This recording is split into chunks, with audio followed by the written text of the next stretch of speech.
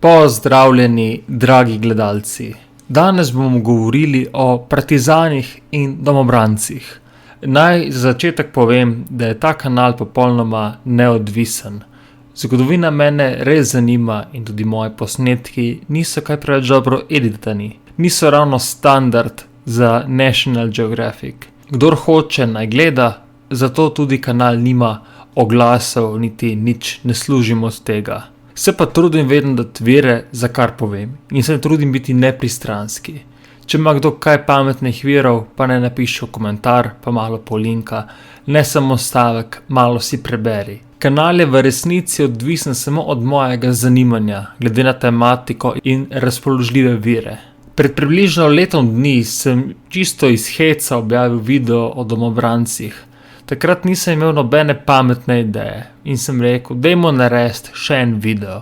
Saj sem že govoril o partizanih, uporu okupatorju, o bolnici Frani in o Titu. Dajmo še drugo stran, pač zgodovinsko. No, in ta video je skoraj eksplodiral. Mislim, 20.000 ogledov za moj miniaturni nepomemben kanal. Hvala algoritem, resno. Ampak potem sem stvar kar malo ignoriral, delal sem druge videe in potem pred pol leta sem šel brati komentarje. In priznam, najprej sem se začel smejati, ker sem bil prepričan, da se o teh stvareh še prepirajo samo kakšne stare mame in fotri v gostilni po 8. peru.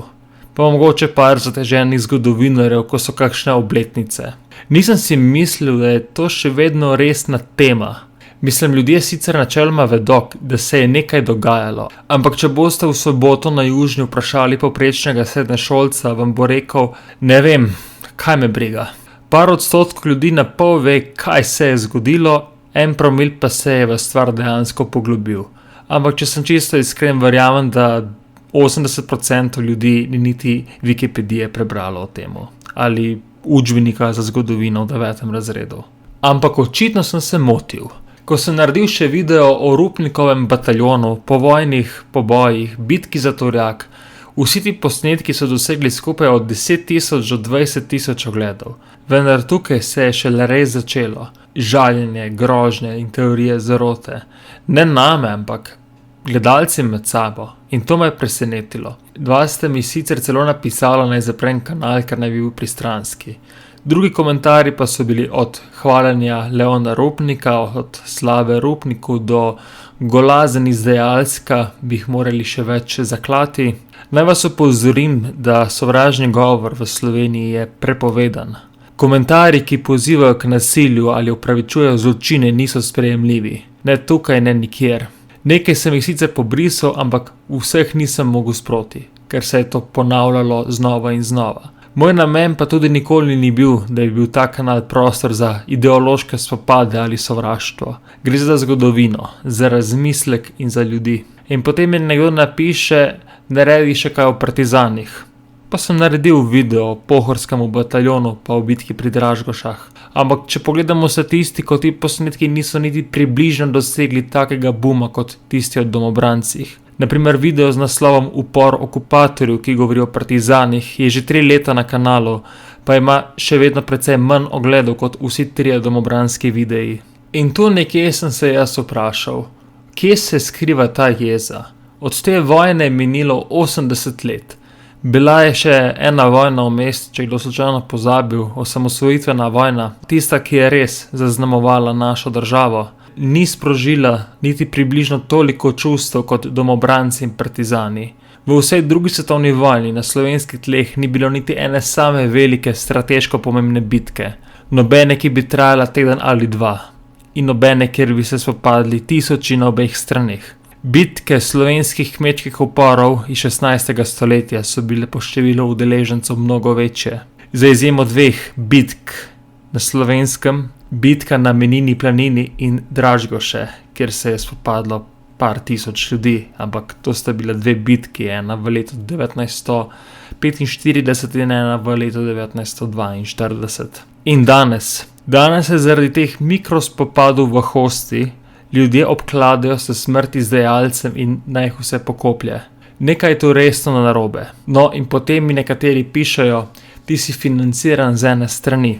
Ta trditev je toliko resnična kot to, da v moji kleti živijo Marsovci, ki vsak četrt igrajo poker z Gandijem in Jezusom. Ampak ok, recimo, da razumem. Mogoče en vaš ata še danes sovraži enega drugega ata, ker je pač med vojno nosil druge cunje, ali pa ker je en hodil v cerkev, drug pa ne. Dejstvo je, da so domobranski zločini enako težki kot partizanski zločini. In vsi ljudje, ki so delali zločine, so slabi. Pa naj bodo to naši, vaši ali njihovi. Ali je res treba, da to sovraštvo še vedno mečemo naprej? Zdaj že na vnuke in pravnuke. Zato se resno vprašamo, a res kdorkoli ve, kaj točno se je dogajalo? Ali pa samo ponavljamo, kar so nam rekli doma? Ali smo sploh prebrali kdaj kakšno knjigo? Ali pa samo napadamo, ker se to pač pri nas tako govori?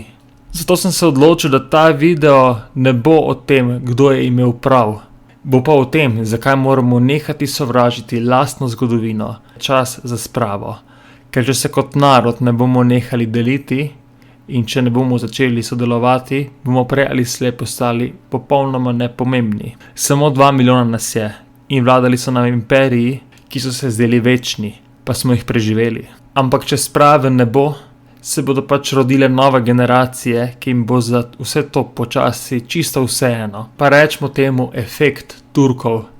Sem to, da veste, jaz sem se ravno kar zmislil to, ime se mi je zdelo kar zabavno. V zgodovinopisju obstaja nekaj, kar bi lahko imenovali zgodovinska amnezija. Ljudje pozabimo, čas zabriše zamere, trpljenje postane abstraktno. Dovolite temu, da rečem kar efekt Turkov. Enostavno zato, ker greš danes brez težav v Istanbul in nihče več ne govori o suženjstvu, pobojih in travmah. Pa verjemite, če bi pred 500 leti vprašal kakšno staro mamo v Beli krajini, bi imela precej drugačno mnenje in zagotovo bi vam dala cel spisek sovraštva do Turkov.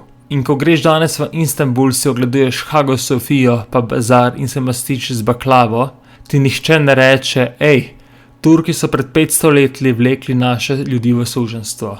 Sovraštvo je nalezljivo, ampak je tudi pozabljivo, če mu damo čas in razum. In moje sporočilo za danes je, hvala za posluh.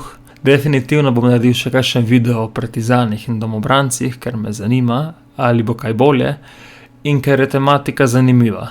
Zgodovina ni črno-bela, vsaka plat ima svojo bolečino, svojo zmoto in svoj pogum. Če ne bo sprave, bomo še 100 let drugega sovražili, ne rabimo amnezije. Zato vas prosim, namesto da pišeš komentar smrt izdajalcem ali rdeči soklali, odprite vir, pogovorite se s svojimi starši, dedki, babicami in zberite pogum za empatijo.